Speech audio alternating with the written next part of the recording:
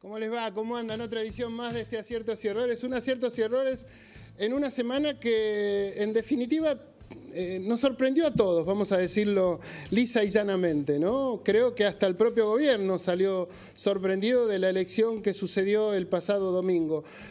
Parece mucho tiempo, pero es apenas una semana nomás y todavía sigue en llamas, digamos, el fuego que ocasionó el gobierno de Javier Milei en toda la República Argentina, digamos, ¿no? Y puntualmente en la provincia de Buenos Aires, en donde después de aquel 7 de septiembre, en donde había tenido un resultado nada positivo, logró revertirlo quizás por la décima, pero un 50 centésimas de un porcentaje mínimo, pero me parece que el mapa en lo que tiene que ver con la República Argentina ha variado y mucho, ¿no? Después, en el transcurso del programa, trataremos de analizar con los distintos invitados los motivos del voto.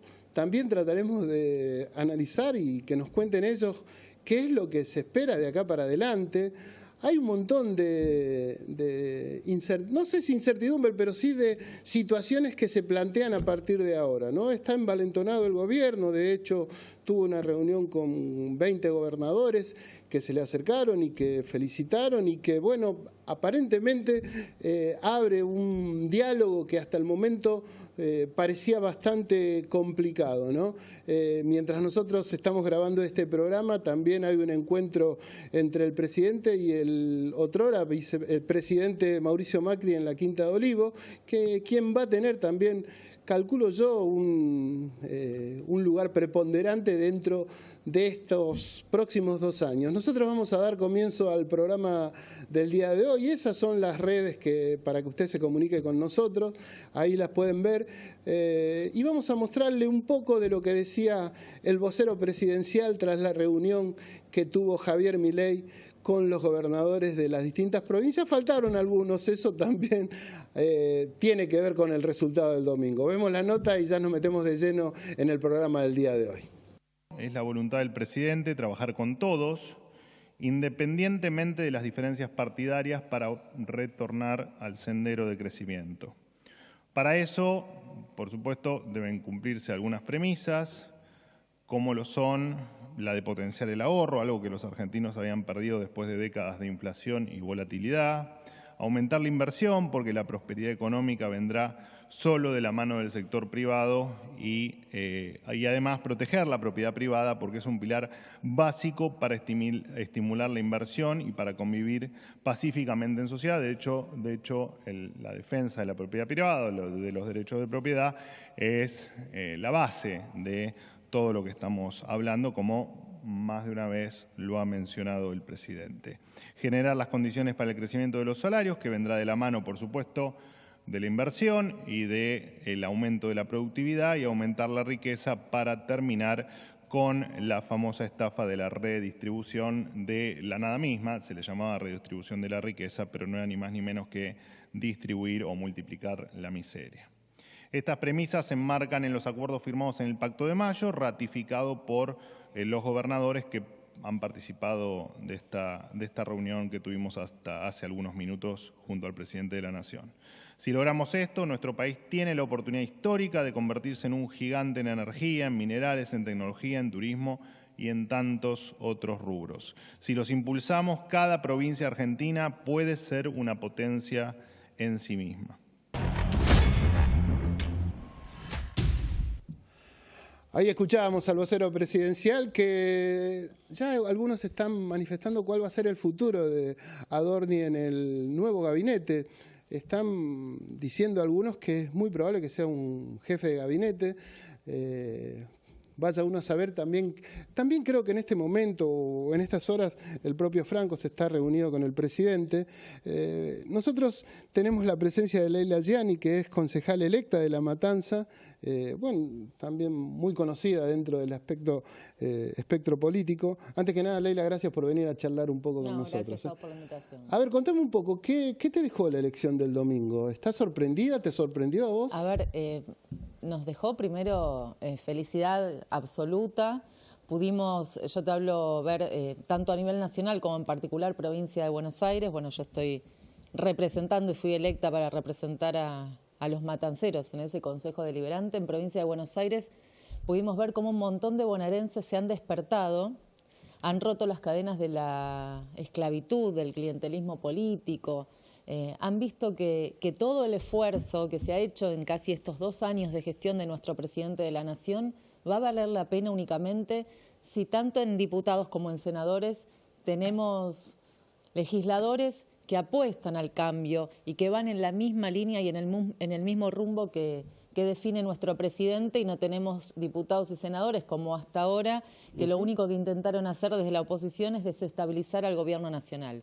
En esta elección pudimos ver claramente cómo, además del despertar de los bonaerenses, cómo al utilizar otro sistema de elección, por primera vez en la provincia de Buenos Aires, que es la boleta única, se pudo reducir muchísimo esas maniobras de fraude que un montón de intendentes kirchneristas han hecho a lo largo de la historia, desde presentarte un montón de listas afines o con los mismos colores para confundir al electorado. Claro, un fraude que no es tal, digamos, pero fraudes, son maniobras políticas más que fraude. Fraudes también con la urna embarazada, con el cambio de boletas. O sea, el sistema viejo también, hay que decirlo, no tenía denuncias. El sistema viejo, a ver, es el sistema... Por ahí no era tan operativo como este. El sistema de los feudos como en Formosa, como en los municipios del conurbano bonaerense, que lo manejan a la perfección. Pensar que ellos hace años utilizan ese mismo sistema de elección y saben todas las maniobras turbias. Y si vos no pones un buen equipo de fiscales y cubrís la totalidad de los colegios con los fiscales en cada mesa y con 2 fiscales generales por colegio, con ese sistema de elección, obviamente que van a hacer trampa. Además tuvimos en la elección anterior a todos los intendentes que salieron a jugar a la cancha con las candidaturas testimoniales, como fue el caso de Espinosa, que se jugaron más o menos por la intendencia misma. El tipo fue candidato testimonial a concejal y sacó todo su aparato a la calle y al municipio. Lo vimos en el caso de Espinosa, en el caso de Mayra Mendoza, de Mariel Fernández de Moreno. A ver, en esta elección los intendentes no han sacado todo su aparato. Bueno, ese es el problema interno. Entonces, que ahora tiene el peronismo para adentro. Los intendentes que no sacaron su aparato, un nuevo sistema de elección, una buena fiscalización, y bueno, ahí se pudo ver esa gran diferencia, achicar la diferencia respecto a la elección del 7 de septiembre, y además tuvimos el plus.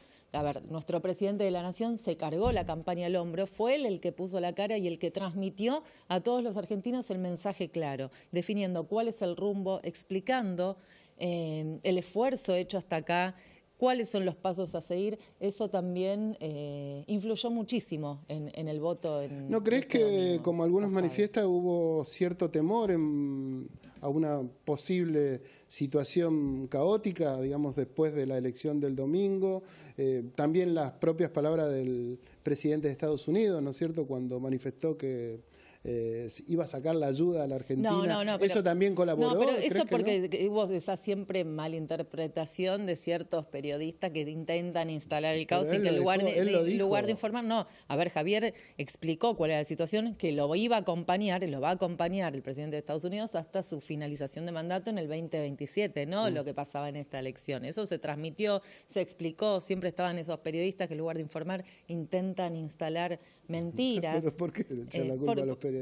Hay periodistas que informan, ¿no? Con la verdad. Vos podés informar. Con la verdad, le gusta a quien le guste, decís la verdad. Después tenés periodistas que son comprados para desinformar y para instalar mentiras y operaciones que dañan a un gobierno, a una persona. Lo vemos desde que quieren desestabilizar al gobierno nacional o cuando hay periodistas que se dedican a desinformar y mentir sobre cualquier persona en un mundo de espectáculos, por ejemplo. Lo mío era una pregunta y no quería hablar de los periodistas. No, bueno, pero fue llevándose. Pero en definitiva lo que yo te pregunto, ¿no crees que hubo, más allá de que vos decís o lo querés aclarar y lo estás aclarando, ¿no crees que hubo también ese apercibimiento por parte de la sociedad a una situación mala, digamos, después del domingo pasado?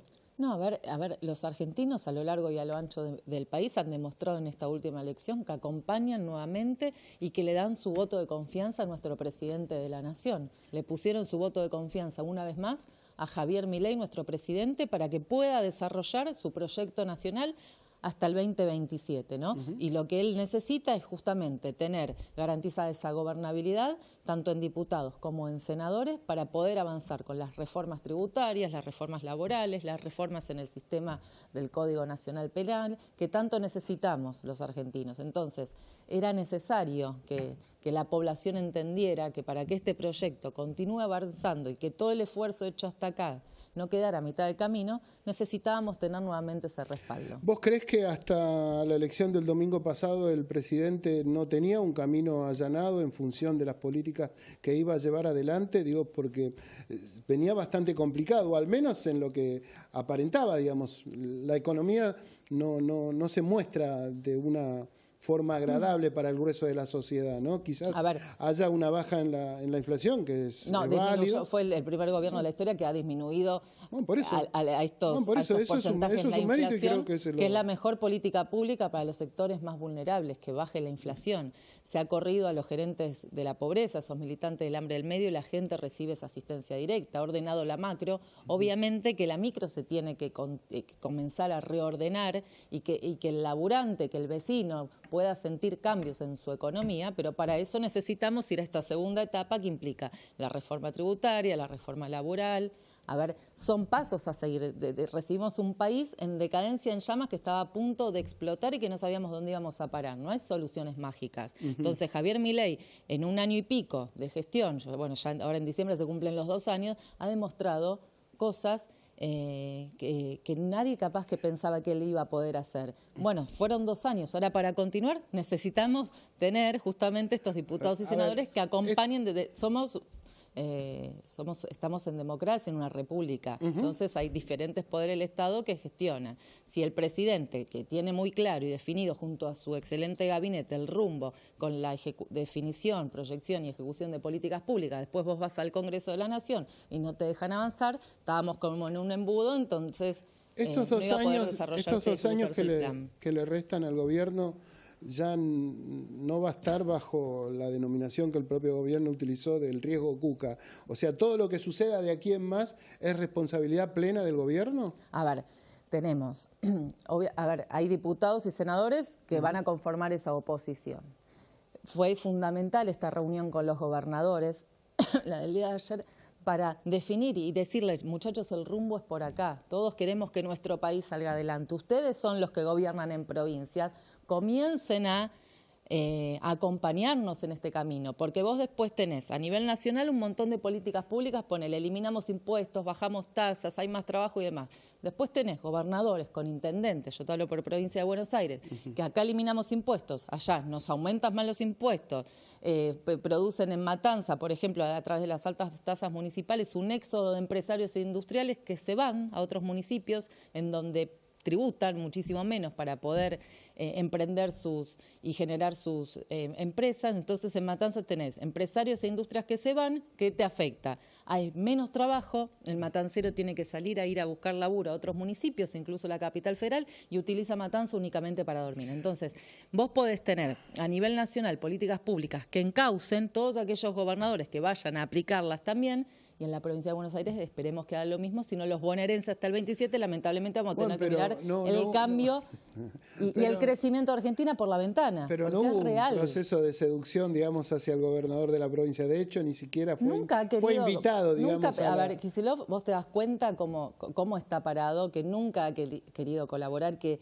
tanto él como el séquito de intendentes de la condenada lo único que intentan es continuar manejando ese aparato clientelar, el voto a voto, el Benique, Espinosa, los últimos días de la campaña repartiendo helados en Virrey del Pino cuando los pibes no tienen luminarias ni cloacas y para ir al colegio llegan embarrados. ¿Entendés cómo que hay un nivel de distorsión? Y esa es la batalla cultural de la que nos pide nuestro presidente a quienes estamos en el territorio. Ir a hablar con la gente, porque después ellos son los primeros en instalarles el chip a a todos esos vecinos decir, si el camión de residuos no pasa es por culpa de Javier Milei. No, muchachos, acá hay un intendente que tiene que gestionar, que tiene presupuesto propio, que cumple, que ejecuta, que licita, que debería contratar por la vía legal. ¿Qué es lo que dice la gente para vos, Leila? La gente en la provincia de Buenos Aires, digamos, ¿qué es lo que pide? Hay muchísima gente que ha apoyado a Javier Milei en el 2023, hay muchísima gente que ha despertado durante estos 2 años y hay muchísima gente que tiene que sacarse la venda de los ojos todavía y comprender el daño que le están haciendo los intendentes peronistas y kirchneristas en la provincia de Buenos Aires, que lo han llevado a una situación crítica y de emergencia. Municipios como, por ejemplo, La Matanza, en donde viven más de 1.800.000 personas. La Matanza es más grande que provincia. Sí, sí, sí, hay una gran Entonces, cantidad de votos. Es un gran trabajo el que hay que hacer. Pensá que si, lo único que conocen es ese sistema clientelar en el que te lleva el intendente de turno a vivir en la miseria extrema y cuando viene en campaña electoral y época de elecciones te arregla la cuadra, te hace el asfalto y de repente lo glorifican y creen que es Dios. ¿Pero por qué? Porque no tienen conocimiento de que hay misiones y funciones de quien gobierna ese municipio, debería dar respuesta y cumplir. Pero se puede ir de un extremo a otro porque probablemente, digamos, vos tengas razón, porque de hecho vivís en La Matanza, de estas situaciones irregulares. Pero el gobierno, por otra parte, también ha sacado la obra pública, por decirlo de alguna manera, obra pública que en ningún... Yo conozco pocos países en el mundo que no tenga o no tomen a la obra pública como una política de Estado. A ver.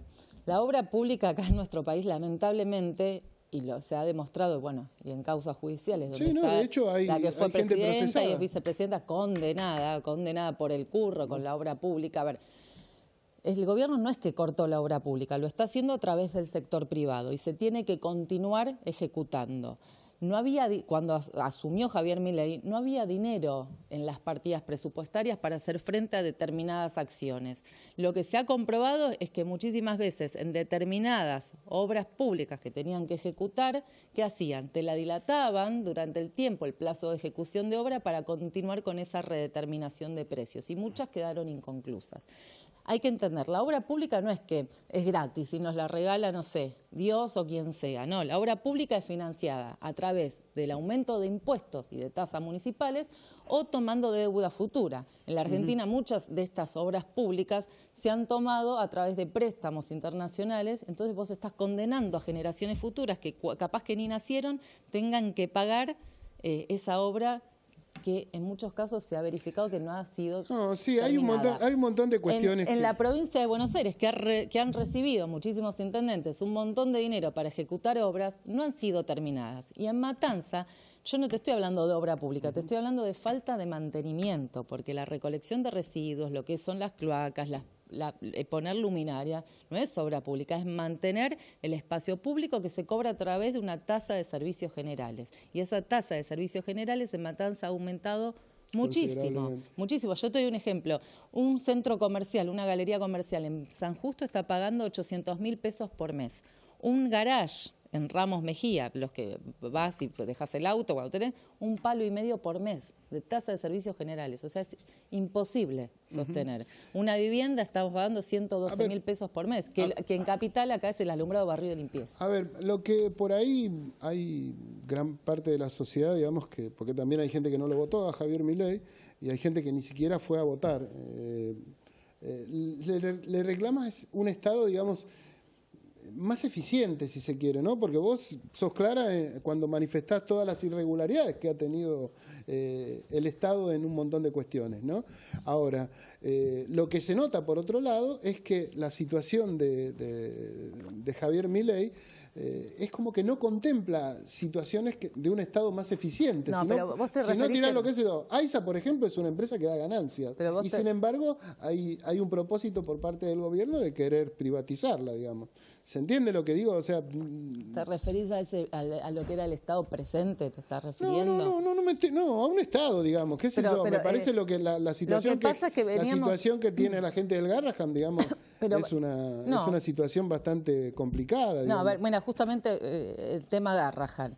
En el día de ayer se han redireccionado y se han reasignado partidas presupuestarias para invertir en mayores elementos, en infraestructura que necesitaba el hospital y que anteriormente el Garrahan era manejado como una gran caja negra en donde iban un montón de empleados que en lugar de ir a laburar eran esa base militante que después necesitaban para ir a marchar o a aplaudir a la señora de donde está en San José ahora, por ejemplo.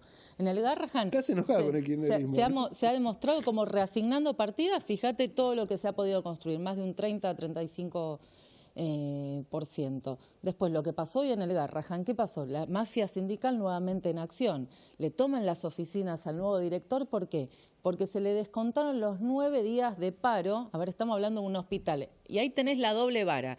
Los de la mafia sindical, de ATI y del otro gremio, que dicen defender los derechos de los niños que están internados en el Garrahan, son los primeros en dejar de laburar durante 9 días, que afecta muchísimo. Estamos hablando de un servicio de emergencia en un hospital. Dejas de laburar, dejas sin cobertura a todos esos padres que vienen de todas las provincias de la Argentina al hospital Garrahan a atender a sus hijos. Y después van a hacer quilombo adentro del hospital. Entonces, ¿qué respeto tenés por el niño que estás diciendo que representás?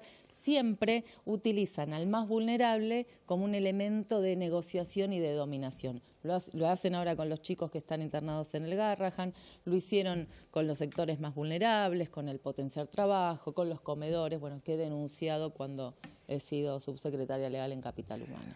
En definitiva, no me contestaste, el riesgo Cusca ya no está más. Todo lo que pase de aquí en adelante es responsabilidad de Javier Milei. No, a ver, hay intendentes Cucas, hay gobernadores que son afines al kirchnerismo, tenés diputados, tenés senadores. Bueno, nosotros tenemos a nuestro presidente de la Nación, tenemos diputados, senadores, concejales, que vamos y estamos comprometidos hasta la médula para acompañar este proyecto y dar esta batalla cultural. Del otro lado tenés, y Kicillof, lo que pasa en provincia de Buenos Aires, no somos mayoría en la legislatura bonaerense, no somos mayoría en el Consejo Deliberante de Matanza, que es lo que le digo a los vecinos. Yo como concejal voy a presentar todos los proyectos de reclamo que ustedes necesitan. Cuando los concejales de Espinosa y del peronismo ni siquiera me pasen el proyecto a comisión y me lo rechacen, voy a ser la primera en comunicar por todos los medios posibles y decirle, Matancero, vos que reclamabas por esto, estos concejales que son de Espinosa ni siquiera quisieron tomar tu reclamo para pasar a evaluarlo. Entonces no es responsabilidad nuestra. Ahí me están diciendo que ya no tenemos más tiempo, pero me encanta hablar con vos. Gracias, gracias a vos, por haber venido y bueno, y felicitaciones por la elección del domingo. Gracias. ¿No? Bueno, nosotros vamos a una pausa y ya nos metemos de lleno en el segundo bloque, obviamente con otra voz que nos va a dar otra visión. Entiendo yo, ¿no? Gracias, vamos a una pausa. Gracias.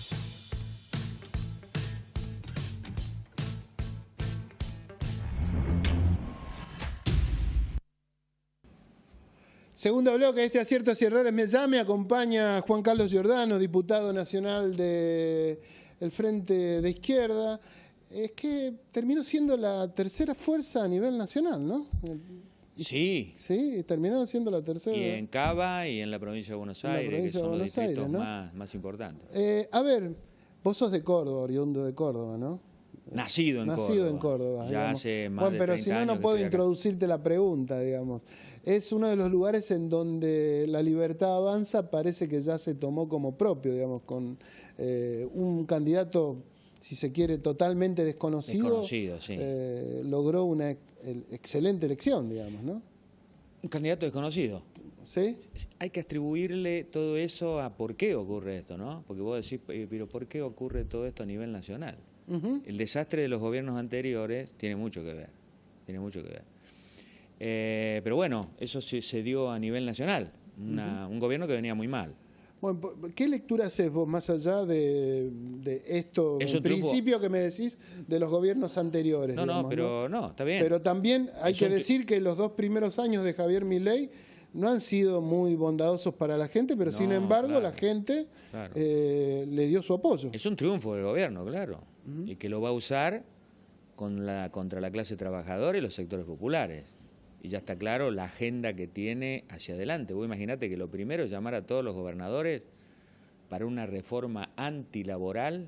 Vos imaginate que se cierran 30 empresas por día. Ya hay 245.000 trabajadores despedidos. El otro día estuvo el secretario de Trabajo, Cordero, ¿Sí? que le dijimos el lobo con piel de cordero. Un hombre de Techín.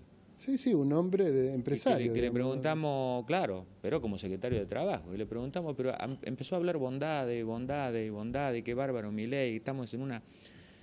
pero ¿a qué se debe entonces estas cifras tremendas? Y ni hay que hablar de los ingresos de las y los jubilados, de indigencia directamente, y de los trabajadores en sectores populares. Pero bueno, las elecciones marcan un momento, es decir, acá hubo un gobierno que venía muy mal, Sí. se llegó ahí al borde de decir la disparada del dólar y todo. Tuvo que intervenir Estados Unidos. Tuvo que intervenir Donald Trump. Bueno, el le preguntaba de- recién a Leila qué grado de temor tuvo la sociedad para volver a votar a Javier Milei. ¿Vos crees que hubo temor por Claro, parte de la sociedad? temor, miedo, hacia un desbarranque. La gente no quiere, digamos... Tampoco puede haber temor, pero tampoco hubo una alternativa, digamos, que No, bueno, la alternativa, sopese. por eso te decía que la alternativa, entre comillas, era el peronismo.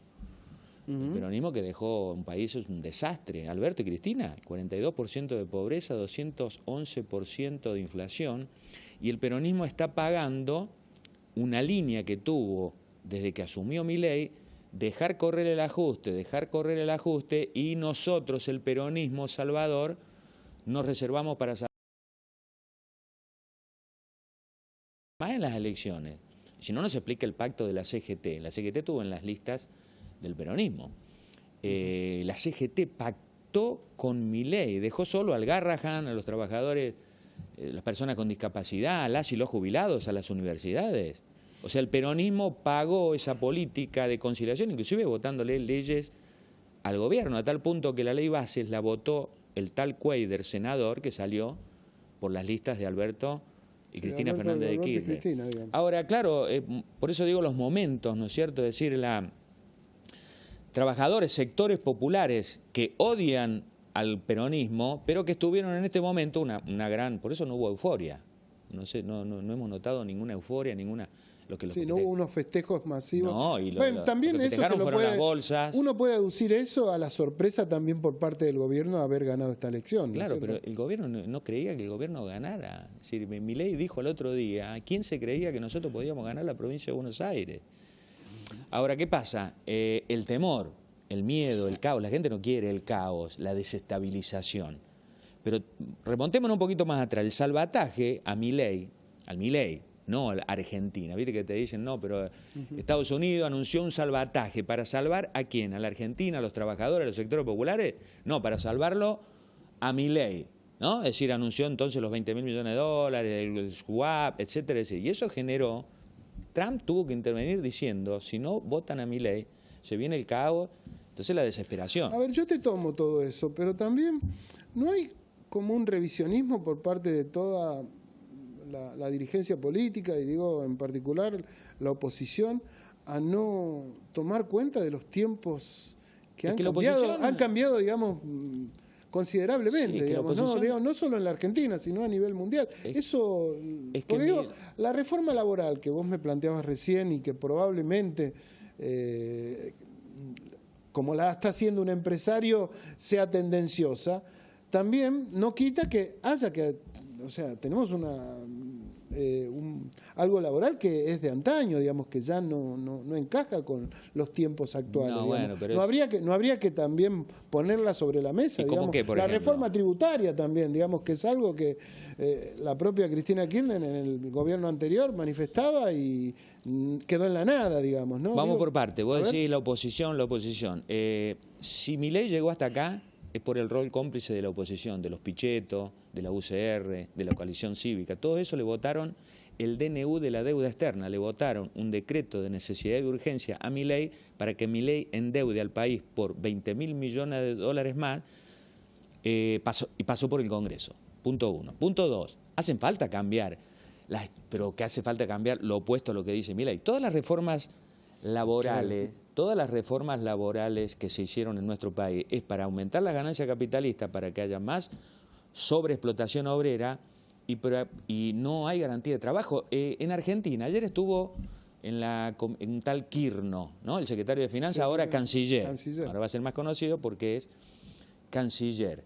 Él estuvo trabajando 17 años en el JP Morgan. Bueno, en gran parte de la cúpula del gobierno... Tienen tienen un equipo de 11, tienen Caputo, 8, digamos, sí. 8 de manera directa también, del Morgan, 8 personajes. Si vos le sumás Milei, criptomoneda, Karina Coimera y Sturzenegger, ya tenés los 11. Ahora, el JP Morgan intervino en la década del 90 diciendo lo mismo que decían ahora. Argentina tiene un déficit, hay que rematar, en ese caso eran las empresas del Estado, se remató YPF, las empresas de teléfono, los ferrocarriles, empresas de luz, agua, petróleo, gas. La deuda externa de 60.000 millones de dólares pasó a 120.000 millones de dólares. Entonces ahora cuando ellos muestran el equilibrio fiscal o el superávit fiscal, es a costa de atacar a la salud pública, las y los jubilados, las universidades. Pero lo que crece es la deuda externa que es la usura internacional que viene de la época de la dictadura, que se renovó cada gobierno y que este gobierno ultraderechista, por supuesto, pero la está llevando a límites siderales. Aún así, digamos, no hubo una situación, digamos, que, no sé, esto que vos me explicás bien a mí, esto la gente, yo calculo que la gente no quiere todo eso, y no sin embargo lo termina votando, digamos. Bueno, son las contradicciones, voy, digamos, y es un voto equivocado, lamentablemente, porque rápidamente se va a disipar eso con las medidas del gobierno que está planificando. Yo te digo ahora, más allá de que, ojalá, estamos trabajando los 900.000 votos, después hablemos también, porque de manera contradictoria, así como ganó Milei, el Frente de Izquierda también subió. Tenemos 900.000 votos, hemos sacado 3 bancas nacionales, esos votos 900.000, que son muy importantes a nivel nacional, salen de las luchas obreras y populares, de toda esa vanguardia y franja obrera y popular que viene luchando contra Milei. Lo vamos a usar ahora para decir no a la reforma laboral, no al pacto de Milei con Estados Unidos y Trump. Pero claro que es una barbaridad lo que ocurrió, porque se está votando a un gobierno que se abraza con un genocida como Netanyahu. A ver, pero vos... Entonces, está claro que no sos optimista por lo que viene, digamos. No, soy optimista porque la clase trabajadora no está derrotada y va a salir a enfrentar todas las barbaridades del gobierno. Entonces las elecciones son un momento, son un momento, pero la reforma laboral... En ese escenario en donde supuestamente la gente... no sé, votó para no ir a una situación caótica, vos lo das como inevitable, digamos. Va a venir el caos, claro, efectivamente. Porque el caos, ¿qué sería el caos? Para un laburante que dice, no, bueno, pero no quiero que venga el peronismo, y no, pero fíjate, se está hablando, se dispara el dólar, viene la devaluación. Bueno, un voto vergonzoso inclusive, porque no se registró en las encuestas.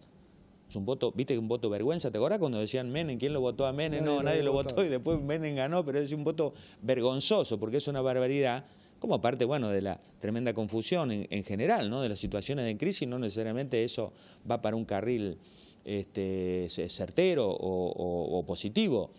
Pero reforma laboral antiobrera, reforma antijubilatoria. Cuando dicen reforma impositiva es para seguir perdonándole impuestos a los grandes capitalistas. ¿Sabe qué dicen de los empresarios del gobierno? Que no pueden dar trabajo porque están agobiados por los impuestos, pero lo que están agobiados por los impuestos es el pueblo trabajador que paga 21% el IVA, 1 millón de trabajadores que le siguen cobrando el impuesto a las ganancias por el salario. Y hay una evasión, se lo dijimos el otro día, Kirchner, pero ¿de dónde saca Kirchner, este tipo del JP Morgan, que el déficit fiscal lo genera una escuela, un hospital? Lo genera la evasión impositiva de 20.000 millones, la fuga de capitales. Juan Carlos, y la evasión impositiva, fíjate que Caputo tiene los ahorros de él en las Islas Man, porque no paga impuestos. No, a ver, yo todo lo que te escucho y la verdad que también, uno hace un análisis de la elección del domingo pasado y ahí, o sea, si venía con una situación de incertidumbre, yo creo que ahora es mucho más, digamos, ¿no? Sí. Pero, no obstante eso, el gobierno lo que manifiesta es que, ahora viene todo un momento de bueno, de grandeza, de prosperidad, claro, digamos, para sectores, digamos, gracias a esta elección y al apoyo que ha obtenido. Apoyado por los gobernadores. Hay de los gobernadores de todo, ¿no? Es decir, hay ultraderechistas, hay del PRO, hay radicales y también hay peronistas. Se han unido en función de qué, para decir del presupuesto nacional y dame para una obra pública y dame un poquito para mi provincia y demás. El centro del presupuesto que se va a votar es, primero, lo dijo ayer Kirchner también, primero es la deuda externa. Pagamos el capital, pagamos intereses de deuda externa y después lo que queda podemos dar algo para esto y para lo otro. Argentina está hundida en una sumisión, en una entrega. Fondo Monetario, Estados Unidos, JP Morgan. Trump dijo que estábamos muertos. No hay salida, no hay salida. Sí, estamos muertos, pero por lo opuesto a lo que dice él. ¿Qué significa? Agarrarse de Donald Trump, agarrarse de la banca internacional, seguir pagando una deuda usurera, ilegítima y fraudulenta a costa del salario, de las jubilaciones, de las universidades. No, eso va a reflotar nuevamente, eso va a durar poco, digamos. Lo que sí tenemos que estar preparados, por eso digo el rol nefasto del peronismo y el rol nefasto de la CGT, de no hacer nada en todo este tiempo, de dejarlo correr. ¿Crees que, ya para ir terminando, crees que por ahí va a pasar y no queda otra, el lugar de protesta, el lugar de conflicto, el lugar, digamos, de no sumisión? Como en las calles. Nosotros hemos sacado nuestros votos diciendo hay que enfrentar y derrotar la motosierra de Milei, los gobernadores, el Fondo Monetario Internacional, en las calles y en el Congreso. Y por eso peleamos por más bancas de izquierda, del Frente de Izquierda Unidad, y la vamos a usar para eso, llamando ahora en concreto a rechazar la reforma laboral y a seguir enfrentando el plan motosierra de Milei. Y a la CGT le decimos, CGT traidora, tiene que abandonar el pacto con el gobierno y tiene que convocar a medidas de lucha, Esa es la propuesta del Frente de Izquierda, el llamado del Frente de Izquierda, y con el sindicalismo combativo vamos a hacer eso, claro. Juan Carlos, gracias como siempre por venir a acercarte y a charlar con nosotros. Agradecido soy yo. Nosotros vamos a una pausa y nos metemos ya de lleno en el último bloque de este Aciertos y Errores, que es ni más ni menos que un revisionismo de la elección del domingo pasado.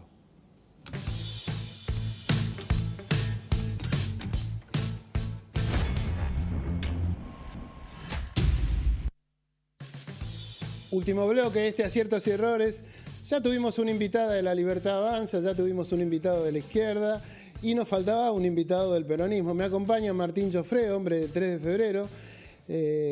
Y antes que nada, Martín, gracias por venir a charlar un rato con nosotros. Buenas noches, muchas gracias por la invitación. No, a ver, estábamos hablando con los otros invitados acerca de la mirada que dejó la elección del domingo pasado. ¿La tuya cuál es? Creo que hay varios temas para analizar. Obviamente a nosotros nos interesa más analizar cuál es la situación en la que quedó el peronismo en esta elección. En principio, la lectura que se hace es que la gente, es más, lo he hecho en encuestas en mis redes sociales, y la primera lectura es como que la gente lo que dice es que no quiere volver atrás. Yo creo que no es que no quiera volver al peronismo, sino que creo que el peronismo tiene la obligación de empezar a mostrar nuevas alternativas, nuevas ideas, caras nuevas también, y ese es el debate que se debe dar al peronismo. Después hay otra lectura también, que tampoco es que La Libertad Avanza hoy es dueña de esos votos, porque en septiembre no fue así. Obviamente van 2 años de este gobierno y está bien que la gente le vuelva a dar un espaldarazo. La provincia de Buenos Aires estuvo partida a la mitad, 40% para un lado, 40% para el otro. Tampoco se la tiene, así como el peronismo se tiene que preocupar por ver cómo vuelve a captar un electorado joven, a proponer ideas, La Libertad Avanza no se tiene que creer que la gente le dio un cheque en blanco. Te escuchaba y vos hacías referencia a las caras, digamos, o que se repiten los actores en lo que tiene que ver con el peronismo. De hecho, en la lista de diputados por la provincia de Buenos Aires, gran parte de ellos habían sido inclusive funcionarios del gobierno de Alberto Fernández, digamos, ¿no? Una estrategia que, bueno, con el diario del lunes uno ya puede decir, bueno, los candidatos por ahí no eran Pero ¿cómo se revierte eso, digamos? Porque los días posteriores a esto ya salió, de hecho, la expresidenta salió a manifestarse en contra de Axel. No es fácil a nivel nacional, no es fácil en los distritos tampoco. Yo creo que un poco de lo que pasa con la dirigencia a nivel nacional pasa en 3 de febrero también. Pero me parece que la forma es empezar a alzar las voces. O sea, la realidad, yo en 3 de febrero, por ejemplo, no tuve nunca la posibilidad de participar dentro del peronismo de 3 de febrero. Siempre me la cortaron de alguna manera en otras épocas. Vos lo sabés muy bien, fui el primero en empezar a enfrentar a lo que es el peronismo dentro del distrito. Si bien participé dentro del Frente Renovador y opciones que eran peronistas también, nunca pude participar dentro del peronismo. Me parece que lo mismo que en esta oportunidad tomé la decisión de hacer yo, es lo que tienen que hacer otros dirigentes en otros distritos, también en la provincia de Buenos Aires y a nivel nacional, que es empezar a dar la discusión. Si no empezamos a plantear ideas nuevas, hay que empezar a plantear no solamente ideas nuevas, otra manera de comunicación de la política desde el lado del peronismo. Vos fijate que la gente que hoy ejerce la comunicación dentro de La Libertad Avanza cambió totalmente. La juventud cambió, se comunica de otra manera, no le podés hablar acartonadamente, no le podés hablar desde un discurso de arriba de un atril o subirte a un escenario creyendo que ya sos el dueño de la verdad, porque después vienen y te pegan 2 cachetazos. Un mérito de La Libertad Avanza fue la estrategia, digamos, que ha tenido, digamos, porque si uno lo analiza rápidamente, revirtió una elección en menos de 50 días. Y fue la digamos, estrategia de comunicación. Es la estrategia de comunicación. Algunos me incluyo, hasta nos parece ridícula muchas veces. Porque quizás desde lo que estamos acostumbrados de la política tradicional, de la política conservadora, hay cuestiones que nos parecen ridículas. Bueno, pero hay que entender que los tiempos cambiaron, que no digo que hagamos el ridículo, pero sí que hay que ver otra manera de comunicación, sobre todo con los jóvenes. A ver, Sebastián Rovira es un joven de Tigre que ganó una elección en septiembre por una buena diferencia, pertenece al peronismo, 25 años, un flaco formado, digamos, y empleó a la comunicación como algo fundamental en su estrategia, pero desapareció Sebastián después. No pesa, digamos, en el peronismo tradicional, digamos. Bueno, pasó inadvertido, digamos. Bueno. Esto depende también de la capacidad que él tenga, ¿no? Para hacerse oír, para participar. No es fácil. Yo no hablo, o sea, no soy el dueño de la verdad, por supuesto, y yo sé que no es fácil, pero me parece que es una oportunidad. Esta es una oportunidad para los dirigentes nuevos, para los dirigentes jóvenes. Las redes son una herramienta muy importante, es algo que yo utilizo desde hace mucho tiempo y si aprendés a utilizar las redes para estar vigente, no solamente con la política. Vos fijate, el presidente hoy en día se subió a un Movistar Arena lleno de gente y empezó a cantar temas de Sandro y como un loco. Sí, para lo tradicional, para la política tradicional, eso pareció un desacierto, pero indefectiblemente no lo fue. Digamos. No lo fue, o sea, por eso estoy diciendo, indefectiblemente no lo fue. Yo no digo salgan a copiar y salgan a hacer ese papel, porque yo no lo haría, a mí no me saldría a hacerlo. Pero sí hay que buscar alternativas. Dar la discusión, por ejemplo, dar la discusión en otros términos. Nosotros nos horrorizábamos, por ejemplo, este personaje que para mí es un personaje nefasto, es el Gordo Dan. Dice cualquier barbaridad sobre cualquier dirigente, sobre una persona fallecida, y bueno, antes quizás éramos nosotros, era el peronismo el que se plantaba de esa manera contra ciertos temas y los discutía. Y me parece que hoy hasta tenemos miedo de decir algunas cosas. El peronismo transita este momento con gente que, bueno, la propia expresidenta, digamos, con un discurso que indefectiblemente ya quedó atrás, retrasa y perjudica también me parece que hoy lo que manifiesta es que fue un error desdoblar las elecciones. Es nada. Y con el diario del lunes, después de que es contrafáctico, claro, no lo podés hacer. Después de que se ganó la elección de septiembre, el que la había desdoblado era Maradona. Y después de ahora que se perdió, me parece que ya ponerse a llorar sobre la leche derramada no tiene ningún sentido. El peronismo lo que sí también tiene que dejar es de pelear, porque nosotros no nos tenemos que olvidar que 30 días antes o 40 días antes, 60 días antes de la elección de septiembre, el peronismo perdía en la provincia de Buenos Aires por más de 10 puntos. Viene el escándalo del 3% de Carina, de todos esos escándalos, y el peronismo se encuentra con un espacio y termina ganando una elección que no se la esperaba. Nos subimos a la ola, nos subimos todos. Pensó que el impulso, con Exacto, el impulso ganaba. y pensamos que ya está, y se podía volver a mostrar las caras de muchos desaciertos, porque yo creo que lo primero que tenemos que hacer como peronistas, durante la pandemia me la pasé criticando al gobierno de Alberto y a todos. Nadie pide perdón. Bueno, a medida que va pasando el tiempo, digamos, con más elecciones de por medio, uno empieza a notar cada vez más que el gobierno de Alberto Fernández fue, digamos, quizás el inicio del fracaso Correcto. del peronismo, que está en riesgo hoy, creo también, ¿no? Bueno, está en riesgo, corre riesgo, digamos. yo digo, le puede pasar lo que le pasó al radicalismo en su obvio, momento. si no nos ayornamos, no cambiamos la estrategia de comunicación y no empiezan a surgir figuras nuevas, el peronismo corre riesgo, claramente. Hoy la situación es delicada, hoy la situación no es una situación simple. Queda 1 año y medio hacia adelante para volver a armar listas. Si el presidente... Bueno, el 3 de febrero repitieron el candidato como 3 veces. 5 elecciones creo que son. Claro, y creo que quiere por una cuarta o quinta. Bueno, no sé, eso es lo que te decía, o sea, hoy tengo una excelente relación con Juan, tengo una excelente relación. Así como yo hoy digo, yo no vengo a pedir permiso, a esta altura no vengo a pedir permiso, vengo a participar dentro del peronismo. Tampoco le puedo decir a él si tiene que seguir o no participando. Si él quiere volver a participar, va a haber que ganarle una interna. O sea, es así, va a haber que ir a la interna y ganarse. Pero las internas también él se validó para estar donde está. Él no está ahí y tiene todo lo que tiene. Y él se validó varias elecciones y está ahí. A ver, ojalá podamos construir entre todos y entender que quizás lo mejor es que ciertos candidatos no se vuelvan a presentar. Y si no se entiende, bueno, habrá que dirimirlo así. Ahora, lo que yo veo también es que no es quizás él solo.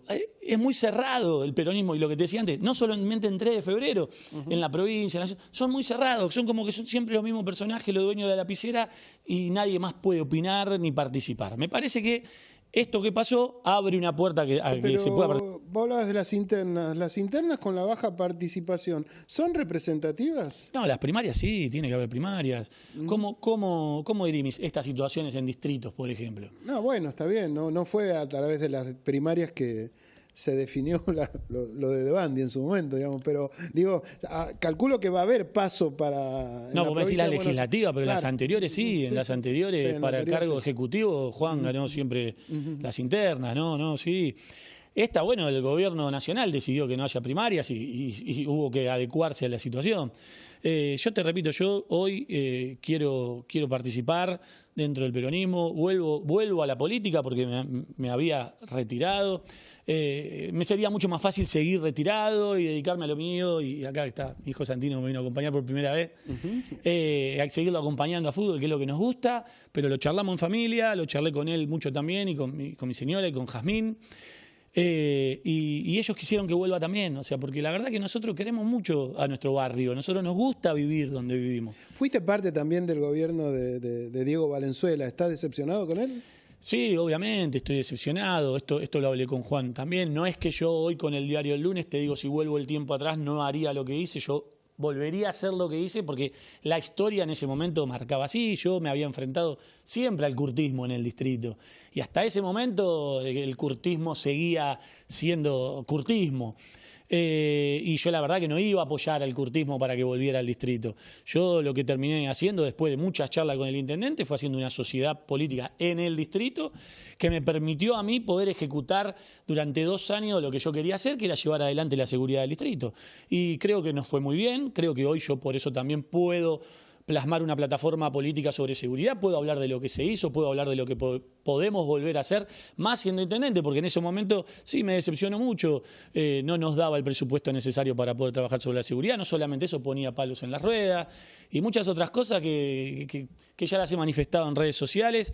y que son la pura verdad y que las voy a seguir contando, y cuando llegue el momento contar la verdad de lo que vivimos y contar la verdad de lo que queremos hacer para 3 de febrero, porque realmente yo estoy convencido que 3 de febrero es un distrito espectacular, que se pueden hacer un montón de cosas buenas, que se puede tener un COM que funcione de verdad como funcionó mientras estábamos nosotros, que podemos tener 50 patrulleros en la calle, que los vecinos pueden empezar a salir tranquilos de nuevo, como se salía en el 2021, las plazas estaban llenas, los comercios abiertos hasta tarde, tenían un teléfono donde llamar y funcionaba. Entonces yo creo que... ¿Y para eso crees que es mejor, que son mejores las redes que una estructura?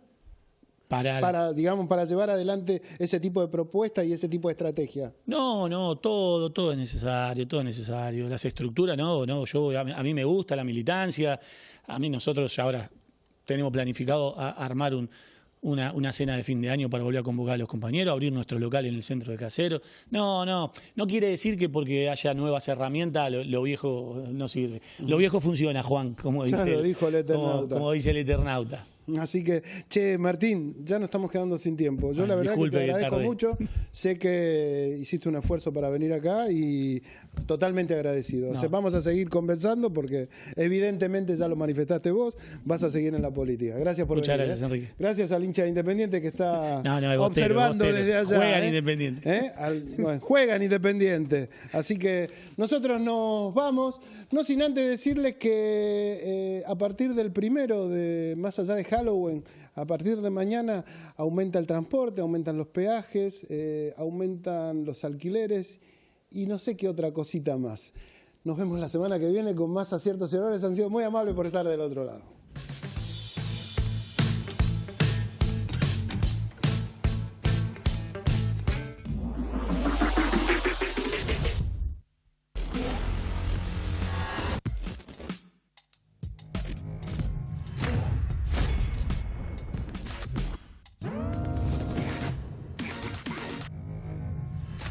Yeah.